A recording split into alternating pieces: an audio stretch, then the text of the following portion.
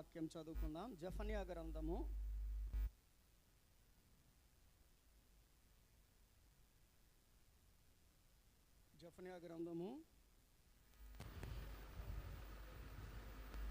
4వ వచనము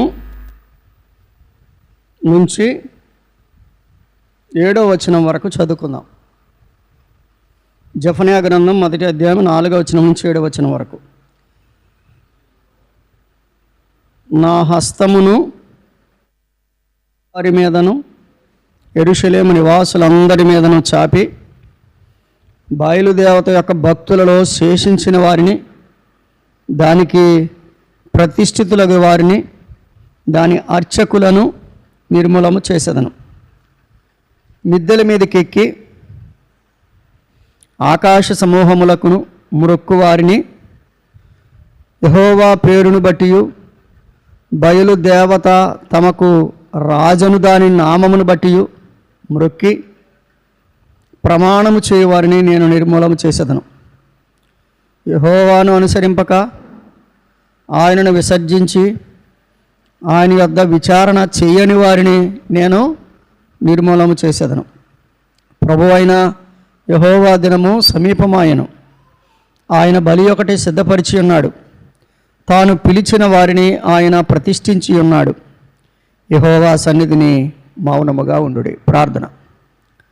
ప్రేమగల తండ్రి, స్తోత్రములు నాయనా, నీ సన్నిధికి మేము చేరువచ్చాం. మీరు మాకు కావలసిన వర్తమానం ఇచ్చి నడిపించండి. మా బ్రతుకులు సరి చేసుకోవడానికి, మేము నమ్మకంగా బ్రతకడానికి, మేము ఎలాగున భక్తి కలిగి జీవించాలో మాకు నేర్పించి సహాయం చేయమని యేసుక్రీస్తు వారి నామంలో సహాయం కోరి ప్రార్థిస్తున్నాము తండ్రి, ఆమేన్. మనము జెఫన్యా అంటే యెహోవా దాచువాడు అనే సంగతి మనం విన్నాం. జెఫన్యా యోషియా యొక్క ముదిమనుమడు అనే సంగతి మనం విన్నాం. జెఫన్యా గ్రంథం యొక్క ముఖ్యాంశము నేను ఊడ్చివేస్తాను, నేను నిర్మూలన చేస్తాను, నేను శిక్షిస్తాను, నేను సర్వనాశనము చేస్తాను అని దేవుని యొక్క ఉగ్రత దినాన్ని గురించినటువంటి సంగతులు ఇందులో వ్రాయబడ్డాయి అని మనం చూసాం. దేవుడు ఎందుని బట్టి మనల్ని ఊడ్చివేస్తానంటున్నాడు, ఎందుని బట్టి మనల్ని శిక్షిస్తానంటున్నాడు అంటే మనము 4 సంగతులు మనం ఆలోచించాం. మన క్రియలను బట్టి మనము పాడు చేయబడతామని, మనము దేవునిని నొప్పించడాన్ని బట్టి మనము పాడు చేయబడతామని, మన విశ్వాసఘాతకత్వాన్ని బట్టి మనము పాడు చేయబడతామని, మన పాపమును బట్టి మనం పాడు చేయబడతామని మనం గత వారం విన్నాం. మరి మనం ఏం చేయాలో కూడా విన్నాం. మనం అంగలార్చాలని విన్నాం, కూడి కావాలి అని విన్నాం, అంగలార్చాలని విన్నాం, యెహోవాని వెదకాలి అని విన్నాం, ఆయన కొరకు కనిపెట్టాలని విన్నాం. అలా కొరకు మనం కనిపెడితే కనుక ఆయన మనకు ఉత్సాహాన్ని, జయమును, సంతోషాన్ని ఇస్తాడని గత వారం మనం ధ్యానము చేశాం. 2వ భాగములో మొదటి అధ్యాయం 1వ వచనము, అక్కడ ప్రవక్త యొక్క వివరం రాయబడింది.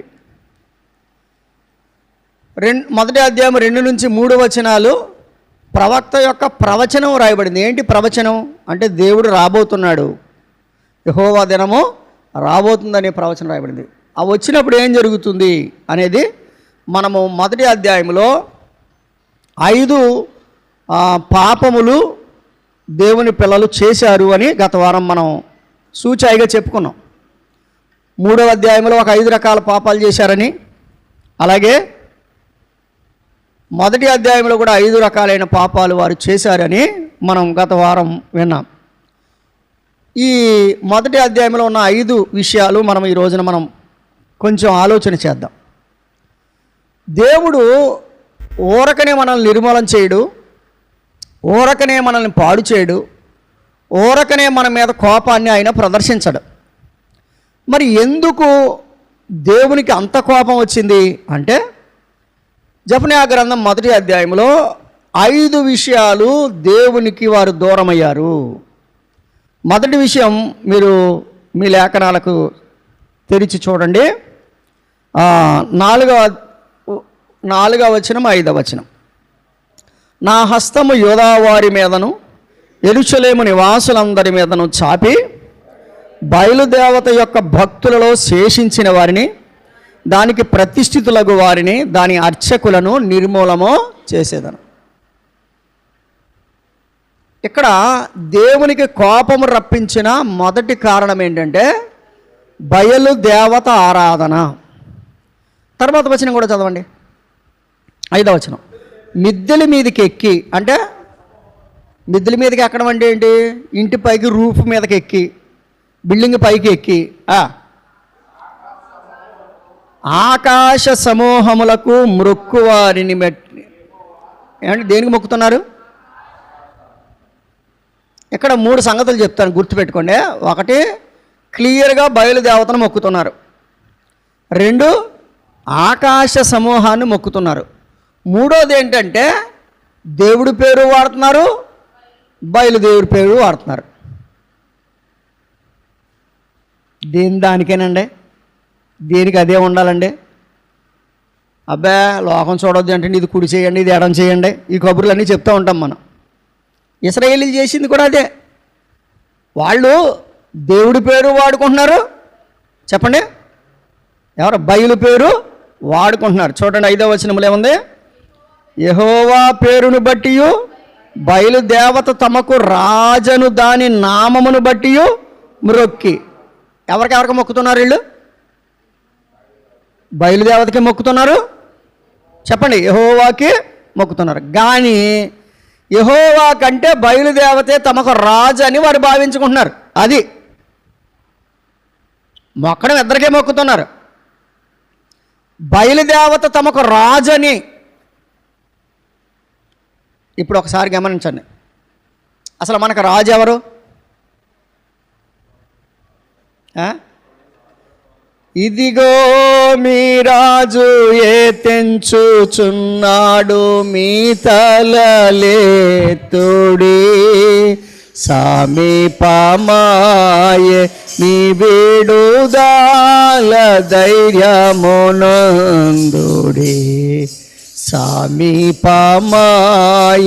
మీ విడుదల ధైర్యమునందుడి. కదా, ఎవరు మన రాజు? ఎవరు మన రాజు? 24వ కీర్తన, 24వ కీర్తన.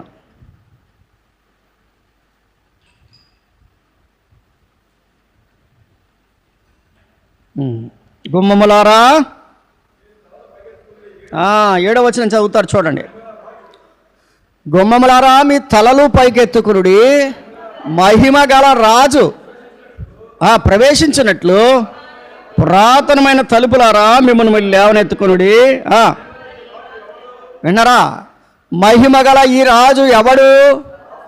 బల శౌర్యములు గల యెహోవా, యుద్ధ శూరుడైన యెహోవా. ఎవరండి రాజు? మహిమగల రాజు, బలశూరుడైన రాజు, యుద్ధశూరుడైన రాజు, మహిమగల రాజును వదిలిపెట్టి వీళ్ళు ఎవరేమనుకున్నారు? బయలు మాకు రాజు. ఓ మాట అడుగుతాను, చెప్పండి. ఓ కొడుకున్నాడు, అసలు తండ్రిని కాకుండా పక్కన తండ్రి అంటున్నాడు. తండ్రికి ఎలా ఉంటుంది చెప్పండి? నేను చెప్పింది మీకు నవ్వాల్సిన అవసరం కానీ మనసులో లోతుగా తీసుకోండి. తండ్రిని కాకుండా పక్కన తండ్రి అంటున్నాడు. తండ్రికి ఎలా ఉంటుంది? బాధగా కాదు, అసలు పీకట్టుకు పీసికేసి చంపేయాలనిపిస్తుంది. ఎందుకు అంటే ఒక మనిషికే ఇంత కోపం ఉంటే అర్థం చేసుకోండి. ఒక మనిషికే తన కొడుకు తనను కాదన్నందుకు అంత కోపం ఉంటే మనల్ని సృజించిన మన తండ్రికి ఇంకెంత కోపం ఉంటుంది? ఎంత ప్రేమ గలవాడు అంత కోపం గలవాడు. గుర్తుపెట్టుకోండి.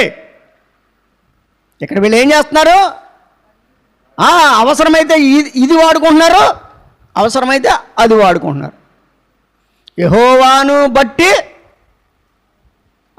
బయలూరు తమకురు రాజను తన నామమును బట్టి ఉంటున్నారండి.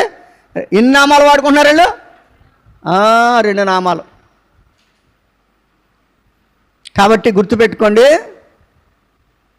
అందుకే ఏలియా చెప్పాడు ఏమని?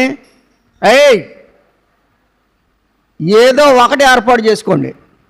ఏమన్నాడు? ఏదో ఒకటి ఏర్పాటు చేసుకోండి. నీవు యెహోవా దేవుడైతే యెహోవాను ఆరాధించండి, బయలుదేవుడైతే బయలుని ఆరాధించండి. డిసైడ్ చేసుకోండి అని చెప్పాడు. ఈ రోజున ఇక్కడ ఈ స్థలాన్ని మనం విడిచి వెళ్ళే ముందు మనం కూడా డిసైడ్ చేసుకుని వెళ్ళాలి. ఎవరు మన రాజు?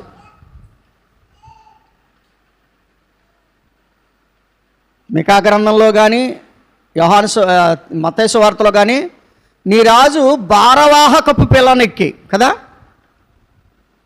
ఎవరైనా మన ప్రభు అయిన యేసుక్రీస్తు వారు హోసన్న జయము అని పిల్లలు ఎక్కుతున్నప్పుడు నీ రాజు గాడిద పిల్లనెక్కి, నీ రాజు మన రాజు మన ప్రభు అయిన యేసుక్రీస్తు, ఆయన మహిమగల రాజు. అందుకని 24వ కీర్తనలో ఆయన 2 పర్యాయాలు అదే మాటని నొక్కి చెప్పాడు. 7వ వచనంలో కూడా చెప్పాడు, 10వ వచనంలో కూడా చెప్పాడు, ఈ మహిమగల రాజు ఎవడు అని కదండి. ఈ మహిమగల రాజు ఎవడని 8లో చెప్పాడు, 10లో చెప్పాడు. సైన్యములకు అధిపతి యెహోవా, ఆయనే ఈ మహిమ కలిగిన రైట్. ఇశ్రాయేలీయులు చేసిన మొదటి తప్పు ఏమిటంటేనండి, అసలు రాజును వదిలిపెట్టారు. ఎవరిని పట్టుకున్నారు? బయలుదేవతను పట్టుకున్నారు. బయలుదేవతను ఒక్కదాన్నే పట్టుకున్నారా? లేదు. అవసరమైనప్పుడు యెహోవాను కూడా పట్టుకుంటున్నారు. ఇప్పుడు మనలో అటువంటి వాళ్ళు లేరా? ఉన్నారు. మరి జెఫన్యా గ్రంథం మనతో మాట్లాడట్లేదా? మాట్లాడుతుంది. ఏమని మాట్లాడుతుంది? అది పట్టుకుంటున్నావు, ఇది పట్టుకుంటున్నావు, 2 పడవల మీద కాలేస్తున్నావు, మునిగిపోతావు, జాగ్రత్త. కాబట్టి ఇశ్రాయేలీయులు చేసినటువంటి మొదటి తప్పు ఏమిటంటే బయలుదేవత ఆరాధన. ఏమండి? ఏ ఆరాధన? రెండవది ఆకాశ సమూహపు ఆరాధన. ఏం ఆరాధన? ఏ నక్షత్రమో, నక్షత్రాలు, గ్రహాలు ఇవన్నీ మనకు తెలుసు కదా. వాటిని అసలు ఏంటంటే నక్షత్రాలు, గ్రహాలు సృజించిన వాడిని పూజించు. సృష్టిని పూజించిన వాడిని కాదు. సృష్టిని మనం ఈ రోజున మనం ఏం చేస్తున్నామంటే సృష్టిని పూజిస్తున్నాం. దేని కనబడితే దానికి నమస్కారం. కానీ చేయాల్సింది ఎవరిని? మనం సృష్టికర్తను. కాబట్టి ఇశ్రాయేలీయులు మొదటి తప్పు ఏం చేశారంటే, అహరోను మొదట చేశాడు ఒక పని. ఏం చేశాడు? ఒక దూడను చేశాడు. విగ్రహం అంటే ఏంటండి?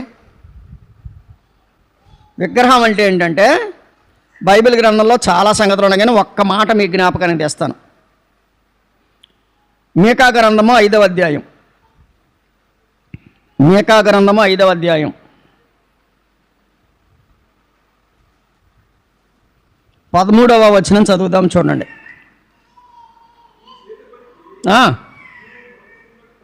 చాలు. విగ్రహం అంటే ఏంటి? మన చేతి పని. అవునంటారా? విగ్రహం అంటే ఏంటండి? మన చేతి పని. నువ్వు ఎలా చేసుకుంటే అలాగ వస్తుంది ఆ బొమ్మ. నువ్వు దూడం చేసుకుంటావా, లేకపోతే గద్దం చేసుకుంటావా, లేకపోతే పావును చేసుకుంటావా, నీ ఇష్టం. చేసింది ఎవరు? నువ్వు. మొక్కేది ఎవరు? నువ్వు. ఇర్మియా గ్రంథంలో చెప్పాడు, ఒకడంట ఒక చెట్టును నరుకుతాడంట, ఒక తుండు మొక్క తీసుకుంటాడంట, కావలసిన తుండు మొక్క, దాన్ని తీసుకుని ఒక బొమ్మ కింద చేసుకుంటాడంట, దానికి మొక్కుతాడంట. మిగిలిన దాన్ని ఏమో మంటేసుకుని కాల్చుకుంటాడంట. ఇప్పుడు విన్నారా? ఒకే చెట్టులో ఒకటేమో దేవుడైంది, ఒకటేమో పొయ్యిలోకి వెళ్ళింది. ఇప్పుడు విన్నారా? ఇప్పుడు ఇంతకీ ఇది అలా చేసింది ఎవరు? మనిషి. అందుకనే నీ చేతి పనికి విగ్రహం అంటే ఏమి లేదండి. విగ్రహం అంటే ఏంటి? చేతి పని. మనం దాన్ని ఇంకో రకంగా ఏమి భావించక్కర్లేదు, మనం దాన్ని తిట్టాల్సిన అవసరం కూడా లేదు. ఏ విగ్రహాన్ని కూడా మనము ఏమంటారంటే మనం విమర్శించాల్సిన అవసరం లేదు. అదేంటంటే మనుషుల చేతి పని అంతే. దేవుడు కాదు, దేవుడు కానే కాదు, అది మనుషుల చేతి పని. కాబట్టి మనుషులు ఏం చేస్తున్నారు? ఇప్పుడు తాము చేసుకున్న దానికి తాము పూజిస్తున్నారు. మరి తమ్మును చేసిన వాడిని ఆదికాండంలో దేవుడైన యెహోవా నేల మంటిని తీసి నరునిగా చేసి తన నాసికారంధ్రములలో జీవాత్మను ఊదగా అతడు నరుడు జీవాత్మాయనం. జీవాత్మ అంటే దాని అర్థం ఏంటంటే మనల్ని చేసిన వాడిని మర్చిపోయి మనం చేసిన దాన్ని పూజిస్తున్నాం. ఇది దేవునికి కోపము రప్పించేటువంటి భయంకరమైన పాపం, గుర్తుపెట్టుకోండి. కాబట్టి దేవుని వాక్యం ఏం చెప్తుందో తెలుసండి. కొరింథీయులకు రాసిన పత్రిక, కొరింథీయులకు రాసిన పత్రిక మొదటి పత్రిక 10వ అధ్యాయం, కొరింథీయులకు రాసిన మొదటి పత్రిక 10వ అధ్యాయం 7వ వచనం చదువుతారా? కూర్చుండి ఆడుటకు లేచిరి, ఆయన వ్రాయబడినట్లు వారిలో కొందరి వలె మీరు విగ్రహారాధికులై ఉండకుడి. మనకి దేవుడు ఏం చెప్తున్నాడు? విగ్రహారాధికులై ఉండకుడి అని చెప్తున్నాడు. మీరేమై ఉండొద్దు. వారు కోపం పుట్టించారు, మీరు విగ్రహారాధికులై ఉండొద్దు. విగ్రహం అంటే ఏమీ లేదు, నీవు చేసుకున్న పని, నీ చేతి పని. బంగారంతో చేసుకుంటావా, కర్రతో చేసుకుంటావా, మట్టితో చేసుకుంటావా, ఇసుకతో చేసుకుంటావా, దేనితో చేసుకున్నా అది నీ చేతి పని, అది దేవుడు కాదు. కాబట్టి మనం ఏం చేయొద్దని చెప్పాడు? విగ్రహారాధన చేయొద్దన్నాడు. మరి విగ్రహారాధన అంటే దేవునికి ఇష్టం లేదండి. మీరు ఏమనుకున్నా సరే, ప్రకటన గ్రంథం 21వ అధ్యాయంలో ఏం చెప్పాడంటే ఎవరెవరు నరకానికి వెళ్తాడో చెప్పాడు. ప్రకటన గ్రంథం 21వ అధ్యాయం 8వ వచనం చదువుతారు చూడండి. పిరికివారు, అవిశ్వాసులు, అసహ్యులు, నరహంతకులు, వ్యభిచారులు, మాంత్రికులు. గుర్తుపెట్టుకున్నారా? ఇందులో చాలామంది ఉన్నారు. ఇందులో విగ్రహారాధన కూడా ఉంది, వ్యభిచారం ఉంది. ఏమండి, వీళ్ళందరూ కూడా ఎక్కడికి వెళ్ళరంట? అబద్ధికులు అందరూ ఏమండి ఎక్కడికి వెళ్తారు? వీళ్ళందరూ అగ్ని గంధకములతో మండు గుండానికి వెళతారు. దేవుడు అగ్నిగుండం సిద్ధం చేశాడు. ఎవరికి? వీళ్ళందరికీ. అందులో ఎవరున్నారు? విగ్రహారాధికులు ఉన్నారు, అందులో అబద్ధికులు ఉన్నారు, అందులో వ్యభిచారులు ఉన్నారు, అందులో మాంత్రికులు ఉన్నారు, అవిశ్వాసులు ఉన్నారు కదండి. ఇవన్నీ చూడండి. మనం అందులో ఉంటే గనక మీరు ఏ మందిరానికి వచ్చినా నరకానికి వెళ్తారు. అదేంటంటే మందిరానికి రావద్దంటారా అనొచ్చు. అసలు నువ్వు మందిరానికి వచ్చేది ఎందుకు? అందులోంచి బయటికి రావడానికి. ఎందులోంచి బయటికి రావడానికి? ఆ పాపపు కోపంలోంచి బయటికి రావడానికి దేవుడు నీకు అవకాశం ఇస్తాడు. అదే లేదంటే నేను ఇంకా అక్కడే ఉంటాను, ఆ టైం వచ్చినప్పుడు నేను పరలోకానికి వెళ్ళిపోతానంటే కుదరదు. చాలామందిని మనం చూస్తాం, చాలా ఆరోగ్యంగా ఉండి అప్పటికప్పుడు చనిపోతున్నారు. వాళ్ళు చనిపోతామని వారు అనుకోలేదు. కాబట్టి మన జీవము ప్రభువు మనకి ఇచ్చినటువంటి వరం. కాబట్టి మన జీవము మనకు ఉండగానే, మన ప్రాణము మనకు ఉండగానే యేసుక్రీస్తునందు విశ్వాసం ఉంచి పాపక్షమాపణ పొంది మనము ఒకవేళ విగ్రహారాధికులమైతే, మనం అసహ్యులమైతే, నరహంతకులమైతే, వ్యభిచారులమైతే ఆ రొచ్చులో నుంచి, ఆ రొంపులో నుంచి మనం బయటపడాలి. దాన్ని కీర్తనకారుడు ఏమన్నాడంటే జగటగల దొంగ ఊపాను. అది ఊపి నువ్వు అక్కడ ఉండే కొద్దీ కిందకే వెళ్తావు కానీ పైకి రావు. కాబట్టి ఈ రోజున విగ్రహారాధికను చేస్తే గనక చెయ్యొద్దు అన్నాడు.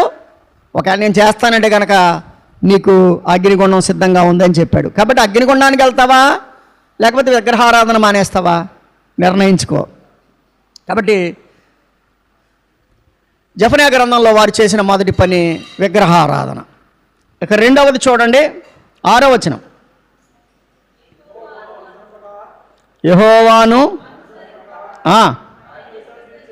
ఆయనను విసర్జించి ఆయన యొద్ద విచారణ చేయని వారిని. రైట్. రెండవది, వాళ్ళు దేవుణ్ణే వద్దనుకున్నారంట. ఎవరు వద్దనుకున్నారు? యెహోవాను విసర్జించి, అసలు మాకు దేవుడు అవసరం లేదు. దైవజన లోక గారు చెప్పేవారంట, కడుపు నొప్పి వచ్చినాడంట, తండ్రి నాయన అంటాడంట. కడుపు నిన్నోడు అంటాడంట, పెట్టి దగ్గరికి వెళ్ళి లాభం 1, 2 అని లెక్కేస్తాడంట. ఇప్పుడు వీడికేమో డబ్బు, వాడికేం జబ్బు. డబ్బు ఉన్నవాడికేమో దేవుడు గుర్తులేదు, జబ్బు ఉన్నవాడికి దేవుడు గుర్తొచ్చింది అంటే దాని అర్థం ఏంటంటే మనం ఎప్పుడు దేవుని దగ్గరికి వస్తామో ఏదైనా అనారోగ్యం వస్తేనా కాదు, అంతకు ముందే దేవుని దగ్గరికి మనము రావాలి. గుర్తుపెట్టుకోండి, దేవుడు మనల్ని ఎవరిని కూడా నష్టపరచాలని, పాడు చేయాలని, లేకపోతే మనల్ని పేక పట్టుకుని పిసికేయాలని అని అనుకోడు. మనకు అవకాశం ఇస్తాడు, అవకాశాన్ని మనం వినియోగించుకోవాలి. ఇక్కడ వారు దేవుణ్ణి వద్దు అనుకున్నారు. ఏమంటే దేవుణ్ణి ఏమనుకుంటున్నారు వాళ్ళు? విసర్జించి. ఒక వచనం చదువుతారా? ఇర్మియా గ్రంథం 2వ అధ్యాయము 17వ వచనం. ఇర్మియా గ్రంథం 2వ అధ్యాయం 17వ వచనం. ఇర్మియా గ్రంథం 2:17 ఏమనుంది అక్కడ?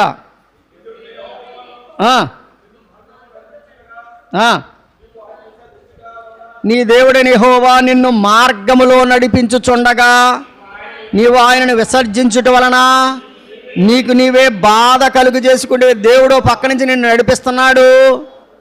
దేవుడు ఒక పక్క నుంచి నిన్ను నడిపిస్తున్న దేవుడు నాకు వద్దని చెప్పి నీకు నువ్వేం కలుగు చేసుకున్నావు? బాధ కలిగి చేసుకున్నావు.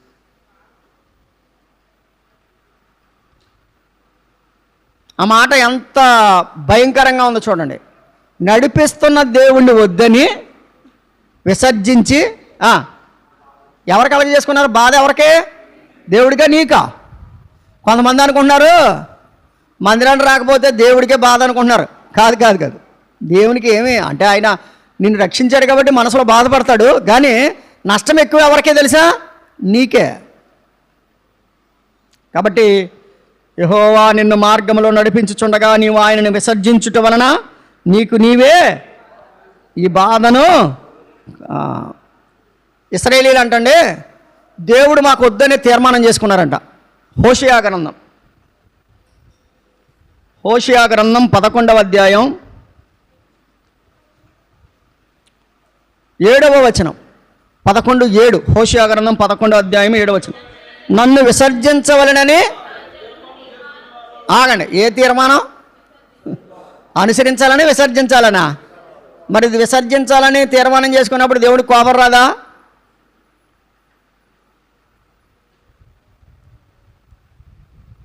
నన్ను విసర్జించాలనని నా జనులు ఏం చేసుకున్నారు? తీర్మానం చేసుకున్నారు.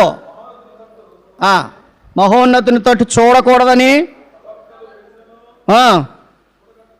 మహోన్నతుని తోటి చూడవలనని ప్రవక్తలను పిలిచినను చూచుటకు ఎవడును. ప్రవక్తలందరూ ఒరే బాబు దేవుడు వైపు చూడండి రా అంటే అబ్బాయి ఎవడు కూడా మాకు అవసరం లేదు, దేవుడు అవసరం లేదు మాకు అంటున్నారు. కాబట్టి ఇక్కడ మనకి దేవునికి కోపం రప్పించినటువంటి రెండవ సందర్భం ఏంటి అంటే చూడండి, మొదటి సందర్భము విగ్రహారాధన, రెండవ సందర్భము ఆయనను విసర్జించి ఆయన యొద్ద విచారణ చేయకపోవడం. అంటే ఏదైనా విషయం ఉందనుకోండి, మనము మొట్టమొదటి ఎవరి దగ్గర విచారణ చేయాలి? దేవుని దగ్గర విచారణ చేయాలి. గుర్తుపెట్టుకోండి, ఫస్ట్ మనం మన సమస్యని దేవునికే చెప్పాలి. కనీసం మన ప్రక్కన ఉన్న వారికి కూడా చెప్పకూడదు. మొట్టమొదట మనం ఎవరికి చెప్పాలి? దేవునికి. ఎందుకో తెలుసా? పక్కన్నవాడికి చెప్తే ఆ సమస్య ఇంకా జటిలమైపోద్ది. ఆడిదాని కథ మసాలా వేసి ఇంకా కొంచెం ఎక్కువ చేస్తూ ఉంటాడు. కాబట్టి మనం ఎవరికి చెప్పాలి? దేవునికి చెప్పాలి. కాబట్టి దేవుని దగ్గర మనం విచారణ చేయాలి. దేవుని వాక్యంలో ఏమని వ్రాయబడిందంటే ఇశ్రాయేలీలంట దేవుడి దగ్గర విచారణ చేయడానికి విసిగిపోయారంట. యెషయా గ్రంథం 43వ అధ్యాయం.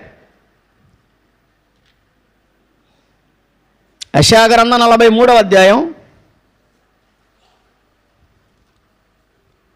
22వ వచనం. యాకోబు నువ్వు నాకు మొరపెట్టడం లేదు, ఇశ్రాయేలు నన్ను గూర్చి నువ్వు ఆగండి. ఎవరంటే విసుగు? చెప్పండి, ఎవరంటే విసిగిపోతున్నారంటే ఇశ్రాయేలీలు? చూడండి అక్కడ ఏముందో చూడండి. నీవు నన్ను గూర్చి విసిగితిగవ కదా అంటే దాని అర్థం ఏంటంటే విసుగు.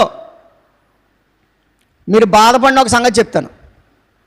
కొంతమందికి ఊరు వెళ్ళాలంటే సంతోషంగా ఉంటుంది,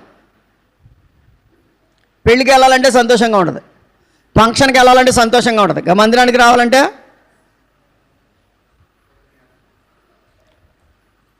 ఒక మాట చెప్పనా, మంచి ఎండలో ఫంక్షన్ పెడతారు, వెళ్ళరా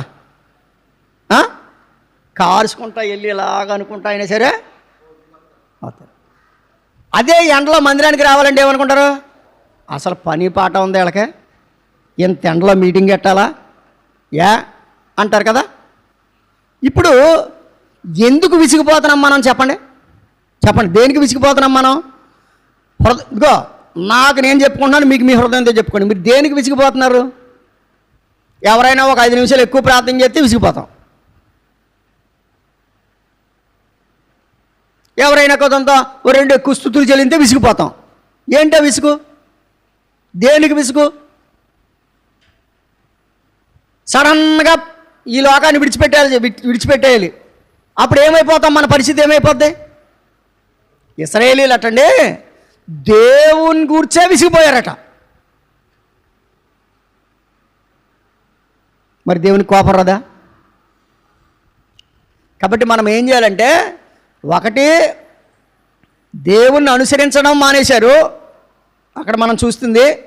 రెండవది వారు దేవుని యొక్క విచారణ చేయడం మానేశారు. అయితే దేవుని వాక్యం చెప్పే సత్యం ఏంటంటే, దినవృత్తాంతంలో 2వ గ్రంథం 15వ అధ్యాయం, దినవృత్తాంతములు 2వ గ్రంథం 15వ అధ్యాయం 2వ వచనం చదువుదాం. చూడండి 15:2. ఆశ, యూదావారలారా, బెన్యామీనీలారా, మీరందరూ నా మాట వినుడి. మీరు యెహోవా పక్షపు వారైన ఎడల ఆయన మీ పక్షమున ఉండును, మీరు ఆయన యొద్ద విచారణ చేసిన ఎడల ఆయన మీకు ప్రత్యక్షమగును. తర్వాత మాట కూడా పట్టుకోండి, మీరు ఆయనను విసర్జించిన ఎడల, రెసిప్రోకల్, వైస్ వెర్సా, నువ్వేం చేస్తావో అదే నీకు చేయబడుద్ది. మీరు ఆయన దగ్గర విచారణ చేస్తే ఆయన మీకు దొరుకుతాడు. ఒకవేళ మాకు ఆయన అవసరం లేదు అనుకుంటే ఆయన మిమ్మల్ని కూడా విసర్జిస్తాడు. ఆశ అనే రాజు ఉన్నాడండి. ఈ ఆశ అనే రాజుకి దేవుడు తన భక్తుడైనటువంటి ప్రవక్తను పంపించి, అజర్యాని పంపించి, దేవుని వాక్యంలో ఓబేదు కుమారుడైన అజర్యా మీదికి దేవుని ఆత్మ వచ్చి, ఆ అజర్యా అనేవాడు ఆశా రాజు దగ్గరికి వెళ్ళి, ఒరే బాబు, ఆశా గారు, రాజుగారు, మీరు మీ బెన్యామీనీలారా, మీరందరూ దేవుని వెతకండి. మీరు ఒకవేళ వెతికితే ఆయన మీకు దొరుకుతాడు, వెతికితే ఆయన మీకు సమాధానం ఇస్తాడు. ఒకవేళ మీరు ఆయన విసర్జిస్తే ఆయన మిమ్మల్ని కూడా విసర్జిస్తాడు. జరిగిద్దిగా రోజులు జరుగుతూ ఉన్నాయి. ఆశా గారికి రావాల్సిందేదో వచ్చింది. అప్పుడు వాడు ఏం చేశాడు చూడండి, 16వ అధ్యాయం, అదే దినవృత్తాంతములు 16వ అధ్యాయం 12వ వచనం. ఆశ తన ఏలుబడి యందు 39వ సంవత్సరమున పాదములలో జబ్బు పుట్టి తను బహు బాధపడినను దాని విషయంలో డిసైడ్ అయిపోయాడండి. ఆల్రెడీ అజర్యా వచ్చి చెప్పాడు, దేవుని దగ్గర విచారణ చేయండి, ఆయన మీకు సహాయం చేస్తాడని. వీడు రాజు కదా, గర్వం ఎక్కువైంది, అనారోగ్యం వచ్చింది. ఇప్పుడైనా దేవుని దగ్గరికి వచ్చి, అయ్యా నన్ను కనికరించయ్యా అంటే ఎంత బాగుండు. చూడండి ఏముంది, విచారణ చేయక. ఇప్పుడు ఇంతకే దేవుడు గొప్పవాడు అనుకున్నాడా, వైద్యుడు గొప్పవాడు అనుకున్నాడా? మరి జరిగింది ఏంటి? తర్వాత వచ్చి నేను చదవండి. ఏమయ్యాడు? నిద్రించి, అంటే వైద్యులు అతన్ని ఏం చేయలేకపోయారు, బతికించలేకపోయారు. అలెగ్జాండర్ ద గ్రేట్ చెప్పాడంట, ఏం చెప్పాడంట? నేను చచ్చిపోయిన తర్వాత 2 చేతులను బయటికి పెట్టండి, నేను సంపాదించిన వజ్ర వైడూర్యాలు జల్లేయండి రోడ్డు మీద. ఒక ముఖ్య గమనిక, నాకు వైద్యం చేసిన వైద్యులే నా శవపేటిక మొయ్యాలి. ఎవరు మొయ్యాలి? నాకు వైద్యం చేసిన డాక్టర్సే నా పెట్టి మోయాలి. ఎందుకు? డాక్టర్లు బతికించలేరు. డాక్టర్లు బ్రతికించలేరు. ఇక్కడ అదే చెప్తున్నాడు. ఆశ దేవుని దగ్గర విచారణ చేయక అంటే డాక్టర్లు వద్దంటారా? యేసుప్రభు వారు ఏం చెప్పారు?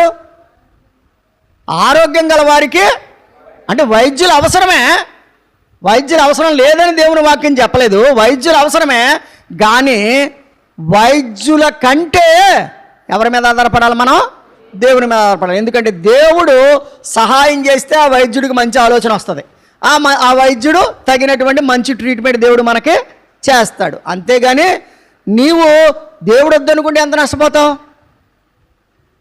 కాబట్టి రెండవది వారు చేసిన తీర్మానం ఏంటంటే దేవుని యొద్ద విచారణ చేయకపోవడం.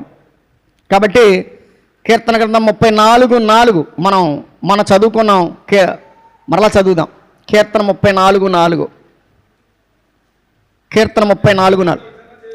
నేను యెహోవా యొద్ద విచారణ చేయగా ఆయన నాకు కలిగిన భయములన్నిటిలో నుండి ఆయన నన్ను. కాబట్టి నువ్వు భయంతో ఉన్నావా, ఇబ్బందితో ఉన్నావా? ఎవరి దగ్గర విచారణ చేయాలి? దేవుని దగ్గర. మనుషుల దగ్గర కాదు, డాక్టర్ల దగ్గర కాదు. యెహోవా యొద్ద నేను విచారణ చేయగా నాకున్న భయాలన్నిటినీ నా దేవుడు తీసివేశాడు. కాబట్టి మనం ఏం చేయాలి? దేవుని దగ్గర విచారణ చేయాలి. రైట్. మొదటిది విగ్రహారాధన దేవునికి కోపం రప్పించింది. 2 ఆయనను విసర్జించి ఆయన దగ్గర విచారణ చేయకపోవడం ఆయనకు కోపం రప్పించింది. 8వ వచనం చదువుదాం రండి. 8వ వచనం.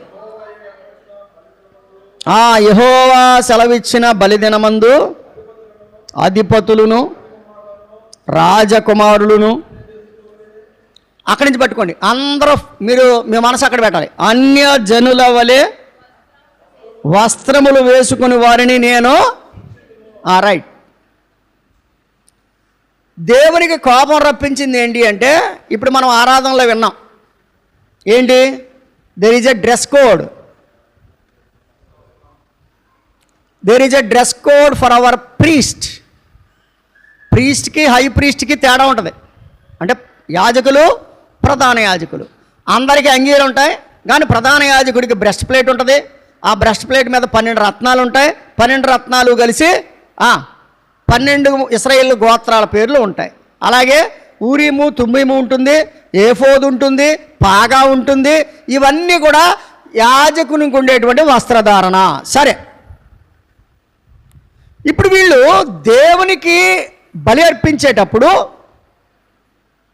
దేవుడిచ్చిన కోడ్ కాకుండా, దేవుడిచ్చిన వస్త్రం కాకుండా వీళ్ళు ఎటువంటి వస్త్రాలు వేసుకున్నారంట? చెప్పండి, అక్కడ చదవండి. అన్యజనుల అంటే అన్య దేశస్తులు వేసే వస్త్రం. ఇప్పుడు చిన్నపిల్లల దగ్గరికి వస్తున్నాను, యవనస్తుల దగ్గరికి. మనకు ఒక చీర, ఒక జాకెట్టు, ఒక కట్టు, బొట్టు ఉంది మనకి. ఎస్పెషల్లీ ఆడపిల్లలకు చెప్తున్నాను. ఫారెన్ వాళ్ళకేమో అటువంటివి ఏమీ లేవు.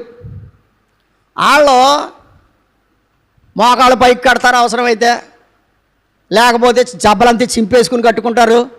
ఇవన్నీ ఇలా చెప్తున్నాను అనుకోకండి. మీరు కొంతమంది పెద్దోళ్ళు పిల్లలకి అందంగా ఉండదని వేస్తున్నారు. మీరు రేపొద్దున అదే కావాలంటారు వాళ్ళు.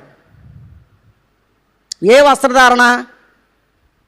భారతదేశానికి ఒక మన సంప్రదాయం ఉంది. భారతదేశ సంప్రదాయం చాలా గొప్పది. ఒక అమ్మాయి ఇలా అడిగింది, నేను ఏ డ్రెస్ వేసుకుంటే మంచిదండి అని. అప్పుడు ఒక ఆయన ఇలా చెప్పాడు, అమ్మా నువ్వు నడుస్తూ ఉంటే నిన్ను గౌరవించాలి. అమ్మా ఈ అమ్మాయి చాలా మంచిగా ఉందిరా, చక్కగా సంప్రదాయంగా ఉందిరా అని నిన్ను గౌరవించే డ్రెస్ వేసుకో అమ్మా అని చెప్పాడు. ఇప్పుడు మనం డ్రెస్సులు వేస్తుంటే ఏం చేస్తున్నారు జనాలు? చెప్పండి. కామెంట్లు చేస్తున్నారు. ఏం చేస్తున్నారు? కామెంట్లు. బైబిల్లో ఏముందో తెలుసా? ఇవాళ మగపిల్లలందరూ ఆడపిల్లల డ్రెస్సులో, ఆడపిల్లలందరూ మగపిల్లల డ్రెస్సులు వేస్తున్నారు. అవునా కాదా? బైబిల్లో ఏముందో చదువుతారు ఒక్క మాట. అంటే ఇది కూడా దేవుని కోపం రప్పించేదే. అది మీరు చిన్న విషయం అని అనుకోకండి.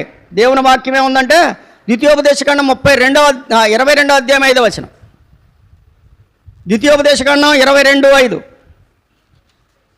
స్త్రీ పురుష వేషము వేసుకోకూడదు, పురుషుడు స్త్రీ వేషము. విన్నారా? జీన్ ప్యాంట్లో, టీషర్ట్లో. సో రష్యాలో ఉన్నప్పుడు రష్యా వలే ఉండు అని చెప్పింది నా భావం. రష్యా వెళ్తే రష్యాలో వాళ్ళే ఉండు, కానీ నువ్వు భారతదేశంలో ఉన్నావు కాబట్టి నువ్వు ఎలా ఉండు, భారతీయుడిగా ఉండు. సంప్రదాయాన్ని పాడు చేయొద్దు. సంప్రదాయం అంటే దాని అర్థం ఏంటంటే మళ్ళీ ఏదో వేరే అలా అని కాదు. చక్కగా దేవుడు మనకిచ్చినటువంటి శరీరాన్ని చక్కగా కప్పుకొని, ఏమండి, సంప్రదాయబద్ధంగా గౌరవబద్ధంగా మనం వస్త్రాలు ధరించాలి. ఇష్టం వచ్చినట్టు వాళ్ళు వేస్తున్నారు, మనం వేయకూడదు. ఈ మధ్య అంతా ఈ దేని గొడవ వచ్చేసిందంటే సోషల్ మీడియా. ఏ మీడియా? నేను అంటాను, నీ వేషధారణ సరిగా లేకపోతే దేవునికి కోపం వస్తుంది. కొంతమంది అమ్మా నాన్నకేమో సంతోషంగా ఉండొచ్చు, కానీ నీ వేషాన్ని చూసి ఎవరు కోపిస్తారు? దేవుడు కోపిస్తాడు. ఇక్కడ ఏమన్నాడంటే జెఫన్యా గ్రంథంలో అన్య దేశస్థుల వలె, ఎలా వలె, ఏ వలె? అన్య దేశస్థుల వలె వస్త్రాలు. మన పిల్లలకు చెప్పాలి, అమ్మ ఇది కొనమ్మా నాకు అని చెప్పేసి, అంటే అమ్మ మనం ఇది వేసుకోకూడదమ్మా అని చెప్పాలి. ఒక స్థాయి వరకు పర్వాలేదు కొన్ని, ఆ స్థాయి దాటిన తర్వాత ఇక మనం దాన్ని ఏం చేయకూడదంటే టాలరేట్ చేయకూడదు, అవసరం లేదు, అది కుదరదని చెప్పాలి. ఇంకొక వచనం మీ జ్ఞాపకానికి తెస్తాను రండి.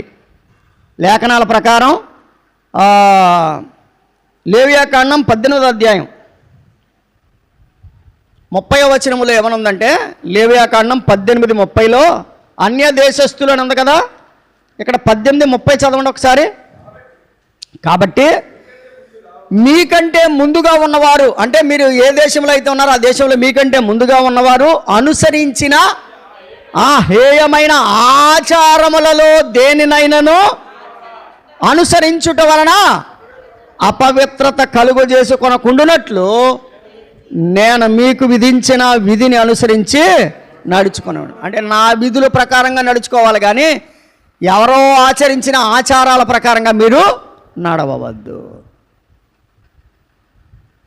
మరలా చెప్తున్నా, ద్వితీయోపదేశకాండం అందరికీ గుర్తుండాలి.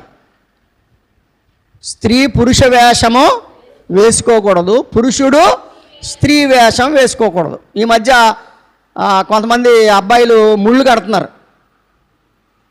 ఏంటి, అంత జుట్టు పెంచి ముడి వేసుకుంటున్నారు. అలాగైతే నువ్వు సాధువుల్లో కలిసిపోవాలా? ఎక్కడెందుకు, ఏ చెట్టుకి ఎందుకో పుట్టకెందుకో పోయి ఏ పని చేసుకో, మళ్ళీ ముడేసుకుని మా మధ్య తిరుగుతావు ఎందుకు? దేవుని వాక్యం చెప్తుంది. కొరింథీ పత్రికలో చాలా స్పష్టంగా చెప్పాడు, వస్త్రధారణ వేషధారణ చాలా ప్రాముఖ్యమైనది. దేవుడు అన్యజనుల వలె 3 సంగతులు చేయొద్దన్నాడు. ఆ 3 చెప్పనా? అన్యజనుల వలె 3 విషయాలు మనం చేయకూడదట. నెంబర్ 1, మత్తయి సువార్త 6వ అధ్యాయం 7వ వచనం. మత్తయి సువార్త 6వ అధ్యాయం 7వ వచనం. ఏమండి, మీరు ప్రార్థన చేయనప్పుడు అన్యజనుల వలె వ్యర్థమైన మాటలు, రైట్, అన్యజనుల్లాగా వ్యర్థంగా మాట్లాడకూడదంట, వ్యర్థంగా ప్రార్థన చేయకూడదు. గుర్తుపెట్టుకోండి, కొంతమంది మొదలెట్టారంటే మాట, దానికి పులి స్టాప్ ఉండదు, కామా ఉండదు. అయ్యి బాబు ఇది ఎప్పుడు అవుద్దిరా అనిపిస్తుంది. అందులో పనికొచ్చేది ఎంత, పనికిరాంది ఎంత? బైబిల్ చెప్తుంది, అన్యజనుల వలె వ్యర్థమైన మాటలు పలకొద్దు, అన్యజనుల వలె డ్రెస్సులు వేసుకోవద్దు. ఓకేనా? అది ఎక్కడది? మనం చదువుకునే జెఫన్యా గ్రంథంలోది. అన్యజనుల వలె పలకొద్దు, వ్యర్థంగా మాట్లాడొద్దు, అవసరమైందే మాట్లాడండి. ఒకసారి ఇద్దరు పెళ్లి చూపులకి వెళ్ళారంట. పెళ్లి చూపులకి వెళ్తే టీ ఇచ్చాడంట ఎవరికి, పెళ్ళికొడుక్కి. అబ్బాయి మా వాడికి టీ అలవాటు లేదండి అన్నాడంట ఎవరో తండ్రి. అప్పుడు పక్కోడు అంటాడంట, లేదని సిగరెట్ కాల్చినప్పుడే తాగుతాడండి అన్నాడంట. ఏంటి,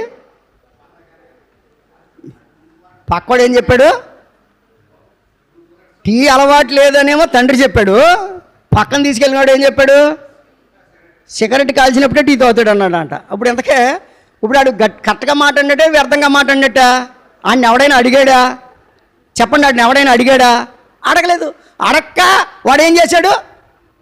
పాడు చేశాడు కార్యక్రమాన్ని. అంటే దాని అర్థం ఏంటంటే సిగరెట్లు తాగండి, టీ తాగండి అని చెప్పి నేను చెప్పట్లా. అంటే కొన్నిసార్లు మనం వ్యర్థంగా మాట్లాడే మాటలు ఏం జరుగుతాయి అంటే జరిగే పనికి అడ్డం పడతాయి. కాబట్టి ఇష్టం వచ్చినట్టుగా మాట్లాడొద్దు, ఇష్టం వచ్చినట్టుగా మాట్లాడొద్దు. అన్యజనులు మాట్లాడినట్లుగా ఇష్టం వచ్చినట్టు మాట్లాడొద్దు. అలా మాట్లాడి దేవునికి కోపం రప్పించారు. అన్యజనులు వేసుకున్న వేషం మనం వేసుకోవద్దు, అలా వేసుకొని దేవునికి కోపం రప్పించారు. ఇంకొక సంగతి మీ జ్ఞాపకానికి తెస్తాను. గలతీ పత్రిక 2వ అధ్యాయం, గలతీ పత్రిక 2వ అధ్యాయం 14వ వచనం. గలతీ పత్రిక 2వ అధ్యాయం 14వ వచనం.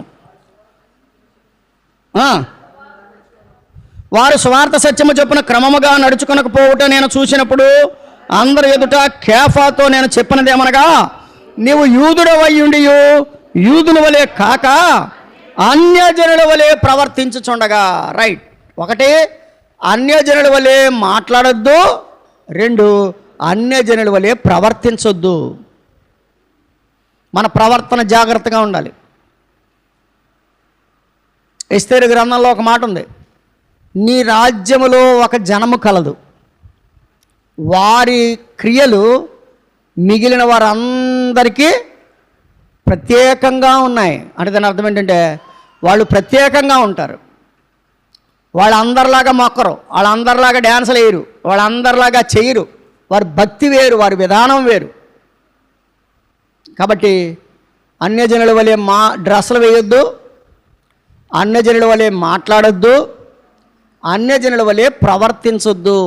ఇంకొక వచనం చదివి తెస్సలోనికీయులకు రాసిన మొదటి పత్రిక 4వ అధ్యాయం,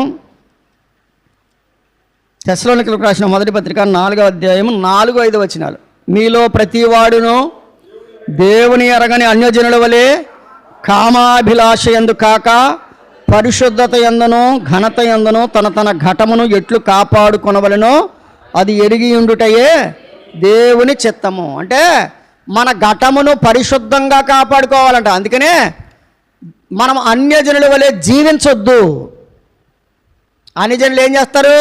ఘటాన్ని పాడు చేసుకుంటారు. ఘటం అంటే శరీరం. నవ్వులుతాడు, మీద వస్తాడు. ఒక రైలు పెట్టి ఎక్కుతూ ఉంటే అయ్యి బాబు ఎందుకు ఎక్కావరా అనిపిస్తూ ఉంటుంది, మీద ఊసేస్తుంటారు వాళ్ళు. వాళ్ళు తమ ఘటాన్ని పాడు చేసుకుంటున్నారని వాళ్ళకి తెలియట్లేదు. కాబట్టి అన్యజనుల వలె ధరించవద్దు, అన్యజనుల వలె వచించవద్దు, అన్యజనుల వలె ప్రవర్తించవద్దు, అన్యజనుల వలె జీవించవద్దు. జెఫన్యా గ్రంథం చెప్పినటువంటి సత్యాలలో 1, దేవునికి కోపం రప్పించింది విగ్రహారాధన. 2, దేవుని యొద్ద విచారణ చేయకపోవడం. 3, అన్య దేశ వస్త్రధారణ దేవునికి కోపం రప్పించింది. 4వది 9వ వచనం చదవండి. 9వ వచనం.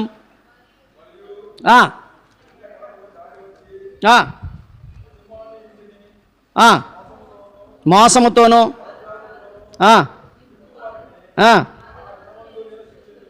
రైట్. ఇక్కడ ఇంకొక కేటగిరీని చెప్పాడు. ఇక్కడ ఈ కేటగిరీ అంట గడప దాటి వచ్చేసే కేటగిరీ అంట. ఏం బయటకు వచ్చేసే కేటగిరీ? గడప దాటి వచ్చేసే కేటగిరీ. గడప దాటి రావడం అంటే ఏంటి? అంతవరకు ఒక యజమాని దగ్గర వాడు పనిచేశాడు. పనిచేసిన తర్వాత యజమానికి వీడికి ఏదో కుదరలేనప్పుడు వీడు మెల్లగా బయటకు వచ్చేసాడు. బయటకు వచ్చిన తర్వాత ఒరే ఎందుకు వచ్చేసావురా బయటికి అంటే వీడు చేసిన తప్పేం చెప్పడు. వాడు ఏం చెప్తాడు? మా ఓనర్ నన్ను కష్టపెట్టేశాడు, ఓ పూట భోజనం లేకుండా చేశాడు, నాకు టీఏ ఇచ్చేవాడు కాదు, నాకు డిఏ ఇచ్చేవాడు కాదు, నాకు నిద్ర ఉండేది కాదు, ఇలా చేశాడు అలా చేశాడు, అయ్యి బాబోయ్ ఆడు చేసేది అంతా మోసం, నేను చూశాను కదా నా కళ్ళతోటి. అంటే ఏంటి చెప్పండి? ఇప్పుడు బయటకు వచ్చి ఎవరిని బాగు చేస్తున్నాడు వీడు? లేరా అటువంటి వాళ్ళు? నీకు నచ్చలేనప్పుడు బయటకు వచ్చే నోరు మూసుకో, నువ్వు ఇంకో పని చూసుకో. ఆడు కొంప అంతా బయటెట్టాల్సిన పని నీకేముంది? ఇంతవరకు నీకు అన్నం పెట్టాడు కదా, ఇంతవరకు నేను పోషించాడు కదా, నీకు నచ్చలేదు పక్కకు తప్పుకో, యారా బయటకు వచ్చేసావు, కుదరలేదండి అక్కడ నాకు వాడికి వచ్చేసానండి, ఒక్క మాట చాలు. అంతకు ముందున్న యజమాని యొక్క కొంపంతా ఇల్లంతా బయటెట్టి వాడు చేసిందంతా తప్పు. ఒక్క మాట చెప్పనా, ఆడిదంతా బయటెట్టడం వల్ల నీకేమైనా కలిసి వస్తుందా? నీకేమైనా జీతం పెరుగుద్దా? పోనీ నువ్వు ఎవరికైతే బయటెట్టే వాళ్ళందరూ కలిసి నీకు తలో 10,000 ఇస్తారా? చెప్పండి. ఈ మాట మీకు అర్థమైందా? నువ్వు బయట పెట్టావు కదా, ఆడి సంగతులన్నీ బయటెట్టావు కదా, ఆడి సంగతులన్నీ బయటెట్టడం వల్ల భలే బయటెట్టావురా అని ఒక 10,000 పట్టుకొచ్చి ఇస్తారా నీకు ఎవడైనా? అంటే నువ్వేం చేస్తున్నావు తెలుసా? ఇంకొకరిని పాడు చేసి నువ్వు బాగుపడాలనుకుంటున్నావు. అది జరగనే జరగదు. నీకు నచ్చకపోతే మానేయ్, అంతేగాని పరుల గుట్టు బయట పెట్టడం మాత్రం దేవునికి ఇష్టమైంది కాదు. అసలు ఎందుకు పెట్టాలి బయట? మనం చాలాసార్లు ఏదైనా విషయాలు జరిగినప్పుడు ప్రెస్ మీట్ పెడతారు. ప్రెస్ మీట్లో తెలివైనడు ఏమంటాడంటే నో కామెంట్ అని వెళ్ళిపోతాడు. తెలివితో కూడా వాగుతూ ఉంటాడు, ఈయన ట్రోల్ చేస్తారు. అవునా? కాబట్టి మనం ఏం చేయాలంటే మరొక కుటుంబాన్ని పాడు చేసి మనం మేలు పొందాలి అని అనుకోవడం అనేది దేవునికి ఇష్టమైంది కాదు. అదే చెప్తున్నాడు అక్కడ 9వ వచనంలో. మరియు ఇండ్ల గడపలు దాటి వచ్చి యజమాని ఇంటిని మోసముతోనూ బలాత్కారముతోనూ నింపు వారిని ఆ దినమందు నేను శిక్షింతును. ఇక్కడ ఆత్మీయమైన అర్థం కూడా చెప్తాను, జాగ్రత్తగా వినాలి. ఆత్మీయమైన అర్థం ఏంటంటే, ఇక్కడ ఇశ్రాయేలీలు బయలుదేవతను యజమానిగా తీసుకున్నారు, దాగోను దేవతను యజమానిగా తీసుకున్నారు. ఫిలిస్తీ దేశానికి వెళ్ళిపోయి దేవుని సంబంధమైన వస్తువులన్నీ పట్టుకెళ్ళి గుళ్ళో పెట్టారు. ఎక్కడ పెట్టారు? ఆ యజమానుని యొక్క గుళ్ళో, ఇంట్లో పెట్టారు. ఇప్పుడు వీళ్ళు పట్టుకెళ్ళిన మోసంతో పట్టుకెళ్ళినంతా ఎక్కడ పెట్టారు? గుళ్ళో పెట్టారు. ఇప్పుడు ఆ గుళ్ళో దాగోను ఏమైంది? బోర్లా పడింది. ఆత్మీయమైన అర్థం ఏంటంటే, మనము చేసినటువంటి మోసము ఎప్పటికైనా కూలిపోతుంది. బలిపీఠం మందసాన్ని తీసుకెళ్లారు. ఆ మందసాన్ని తీసుకెళ్ళడం వల్ల ఫిలిస్తీన్ల 5 సర్దారులకి ఏమైనా గెడ్డలు వచ్చినాయి, పొక్కులు వచ్చినాయి, నష్టపోయారు. అంటే మనము మోసం చేస్తే మనం ఎవరము మేలు పొందలేము. అంటే దేవుని వాక్యం ఏం చెప్తుందంటే, ఒక్క వచనం చదవండి, మనం ముందుకెళ్ళిపోదాం. ఇక్కడ బలాత్కారం అనేది పనికిరాదు. కీర్తన గ్రంథం 7వ కీర్తన 16. కీర్తన 7:16 ఏముంది? వాడు తలంచిన చేటు వాని నెత్తి మీదకే వచ్చును, వాడు యోచించిన బలాత్కారము వాని నెత్తి మీదే పడును. అమ్మా, బలాత్కారాన్ని యోచించకండి, ఎవరిని పాడు చేయాలనుకోకండి, ఏ ఇంటిని పాడు చేయాలనుకోకండి. నువ్వు పాడు చేయాలనుకుంటే మళ్ళీ తిరిగి వచ్చి నీ నెత్తి మీద పడుతుంది. వాడు యోచించిన బలాత్కారము వాని నెత్తి మీదే పడును. 17వ అధ్యాయము ఇర్మియా గ్రంథం 17వ అధ్యాయం, ఇర్మియా గ్రంథం 17వ అధ్యాయం 11వ వచనం. ఇర్మియా గ్రంథం 17:11. న్యాయ విరోధముగా, ఏమంటే న్యాయంగా ఆస్తిని సంపాదించుకో. కానీ ఇక్కడ ఏముంది? న్యాయ విరోధముగా ఆస్తిని సంపాదించుకునేవాడు తాను పెట్టని గుడ్లను పొదుగు కౌజు పెట్టవలే ఉన్నాడు. వాడు సగము ప్రాయములో వాడు దానిని, అంటే సగం కాలం కూడా బతకడు అని చెప్తున్నాడు బైబిల్. ఎంత కఠినంగా ఉంటుందండి బైబిల్. ఎస్, న్యాయంగా సంపాదించుకో. అన్యాయంగా నువ్వు సంపాదిస్తే దాన్ని నువ్వు సగం కాలంలోనే విడిచిపెట్టేయాలన్నాడు. ప్రాణమానేకమైన సంవత్సరములకు విస్తారమైన ఆస్తి నీకు సమకూర్చబడింది, తినుము తాగుము సుఖించుమంటే దేవుడు ఏమన్నాడు? ఈ రాత్రి నీ ప్రాణాన్ని అడుగుతున్నాడు, నువ్వు సిద్ధపరిచినవి. కాబట్టి మనము న్యాయ విరోధంగా ఆస్తిని సంపాదించకూడదు. మనం ఎవరిని ఇబ్బంది పెట్టి మనం ఆస్తిని సంపాదించుకోకూడదు. సామెతల గ్రంథం 21వ అధ్యాయం, సామెతల గ్రంథం 21వ అధ్యాయం 6వ వచనం 7వ వచనం. అబద్ధములాడి ధనమును సంపాదించుకొనుట దేంతో సమానం? ఊపిరి వదిలిపెడితే పోద్దది. అబద్ధములాడి ధనము సంపాదించుకొనుట ఊపిరితో సాటి, దానిని కోయువారు మరణమును కోరుకుందరు. 7వ వచనం. భక్తిహీనులు న్యాయము చెయ్యనలని వారు చేయు బలాత్కారము వారిని కొట్టుకుని పోద్దంట. బలాత్కారం మనల్ని కొట్టుకెళ్ళిపోద్దంట. జాగ్రత్త. ఎవరికి బలాత్కారం చేసినా ఆ బలాత్కారం నిన్ను కొట్టుకెళ్ళిపోద్ది. బలాత్కారం నీ నెత్తి మీద పడుద్ది. అన్యాయంగా ఏన్ని మనం సంపాదించినా అది మనం సగంలోనే విడిచిపెట్టేయాలి. కాబట్టి దేవుని వాక్యం చెప్తుంది, దేవునికి కోపము. ఎందుకు కోపం రప్పించారంటే, వారు పరుల గుట్టు బయట పెట్టారు, ఏదో మోసం చేసి సంపాదించుకుందాం అనుకున్నారు, కానీ నష్టపోయారు. సామెతల గ్రంథంలోనే ఉన్నాం కనుక 16వ అధ్యాయం 8వ వచనం చదవండి. కొంచెమే శ్రేష్టమనంది. చూడండి 16:8. అన్యాయం చేతను సంపాదించుకున్న గొప్ప వచ్చుబడి కంటే నీతితో కూడిన కొంచెమే, అందరూ చెప్తారా? నీతితో కూడిన కొంచెమే శ్రేష్టము. కాబట్టి మనం ఏం చేయాలంటే, నీతిగా కొంచెం సంపాదించుకున్నా చాలు, దేవుడు మనకు అది ఆశీర్వాదంగా ఉంచుతాడు. రైట్. మొదటి అధ్యాయంలో 4 వారు చేసిన తప్పులు మనం చూసాం. 1 వారి విగ్రహారాధన, 2 వారు దేవుని యొద్ద విచారణ చేయకపోవడం, 3 అన్యదేశ వస్త్రధారణ, 4 మోసము బలాత్కారం. ఇక 12వ వచనం చదివండి. దేవుడు చూడడానికి ఉన్నారంట వాళ్ళు.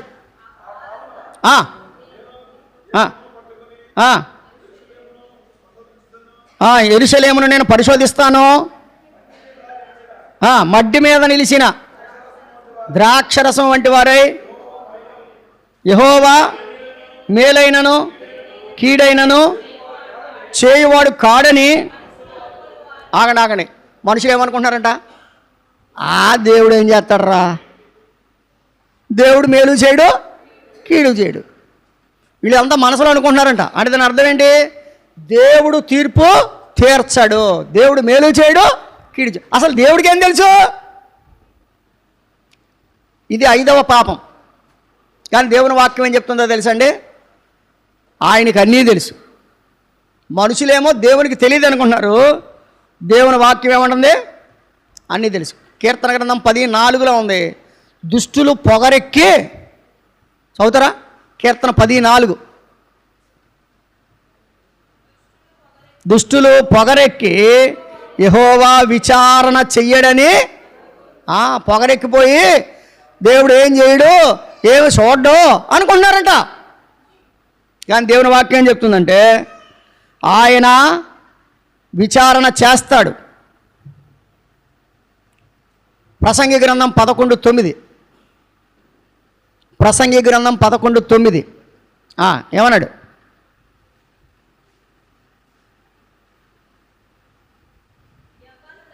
యవనుడా నీ యవనమందు సంతోషపడము, నీ యవనుని బట్టి యవన కాలమునంగా నీ హృదయమును సంతృష్టిగా ఉండనేమో, నీ కోరిక చొప్పునను నీ దృష్టి యొక్క ఇష్టము చొప్పునను ప్రవర్తించుము. అయితే దేవుడు వీటన్నిటిని బట్టి నిన్ను తీర్పులోనికి. దుష్టులు పొగరెక్కి, గుర్తుపెట్టుకోండి, కీర్తన 10:4. దుష్టులు ఏమనుకుంటున్నారంట? దేవుడు ఏం చూస్తాడు రా, ఈ పొగరబోతు మాటలు ఇవి. జాగ్రత్త, దేవుడు చూస్తాడు. నువ్వు ఇష్టం, నువ్వు ఎలా బ్రతుకుతావు బ్రతుకో. అయితే వీటన్నిటిని బట్టి దేవుడు నేను ఏం చేస్తాడు? అదే అక్కడే ఉన్నారు కదా, 12:4 చదవండి. అదే పేజీలో 12:14 12:14. పద్నాలుగు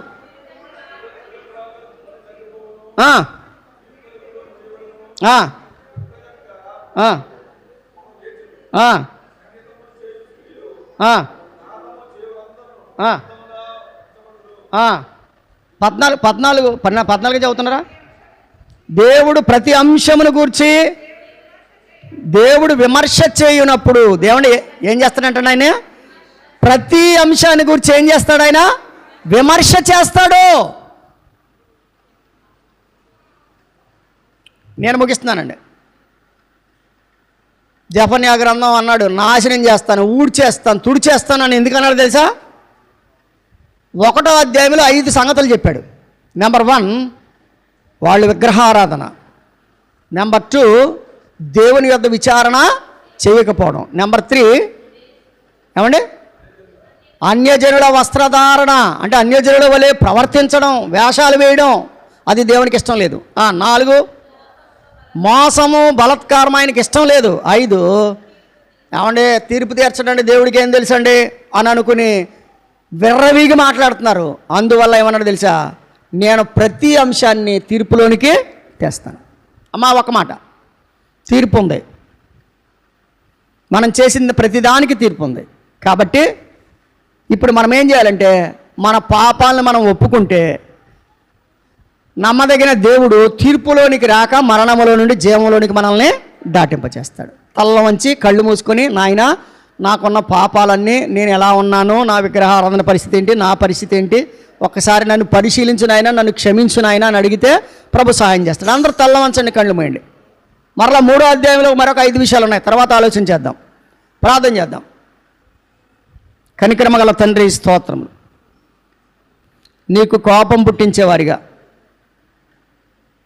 యెహోవా ఉగ్రత దినమున నాశనము, తీర్పు, నిర్మూలము అనే మాటలు మీరు మాకు తెలియజేస్తూ వచ్చారు. మా ఆరాధన ఎలాగుంది, మా ఆలోచన ఎలా ఉంది, మా నడవడిక ఎలా ఉంది, మా వస్త్రధారణ ఎలా ఉంది, మా ఆలోచనలు, మా కోరికలు, మా పరిస్థితులు ఎలాగున్నాయో మరొక్కసారి, మా బలత్కార జీవితం, పొగరెక్కిన జీవితం మరొకసారి గుర్తు చేశారు. ఒకవేళ మాలో అటువంటి పరిస్థితి ఉంటే క్షమించమని ప్రార్థన చేస్తున్నాం.